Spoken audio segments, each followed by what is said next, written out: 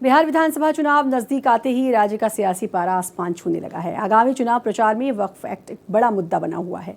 बीते दिन आरजेडी नेता तेजस्वी यादव ने वक्फ एक्ट को कूड़ेदान में फेंकने की बात कही थी, जिसकी आवाज अब दिल्ली तक पहुंच गई है। बीजेपी के राज्यसभा सांसद सुधांशु त्रिवेदी ने इसे लेकर तेजस्वी यादव समेत पूरे इंडी गठबंधन पर निशाना साधा। इसी मुद्दे पर भारत एक्सप्रेस संवाददाता प्रशांत त्यागी ने कांग्रेस नेता इमरान मसूद से बातचीत की। कांग्रेस के लोकसभा सांसद इमरान मसूद इस वक्त हमारे साथ है। इमरान भाई, कल तेजस्वी यादव ने कई बातों का जिक्र गांधी मैदान में किया। उन्होंने कहा कि अगर महागठबंधन की सरकार बनती है तो जो वक्फ अधिनियम है उसको हम रद्द कर देंगे। उसी पर तंज कसते हुए सुधांशु त्रिवेदी जो बीजेपी के सांसद हैं, उन्होंने कहा है कि शरिया कानून जो है वो लागू करना चाहते हैं बिहार में महागठबंधन के लोग। ये तो मैंने हैदराबाद में बहुत पहले कहा था।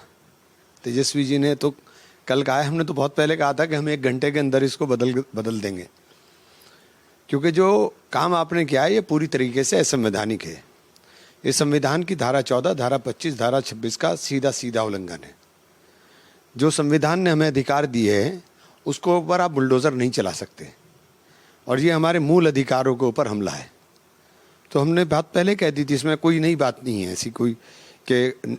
और बीजेपी को, चूँकि बीजेपी संविधान को नहीं मानती, ये बार बार संविधान के ऊपर हमला करते हैं, और इस तरह से हमला करते हैं कि दूसरे के ऊपर इल्ज़ाम रखने की कोशिश करते हैं। अब आप समाजवाद को उसमें से हटाने की बातें कर रहे हो, धर्मनिरपेक्षता को, जो देश का मूल है, आप उसको नष्ट करना चाहते हो। समाजवाद का मतलब क्या है? समाजवाद का मतलब है समाज के अंदर रहने वाले सभी को समान अधिकार की बात करना।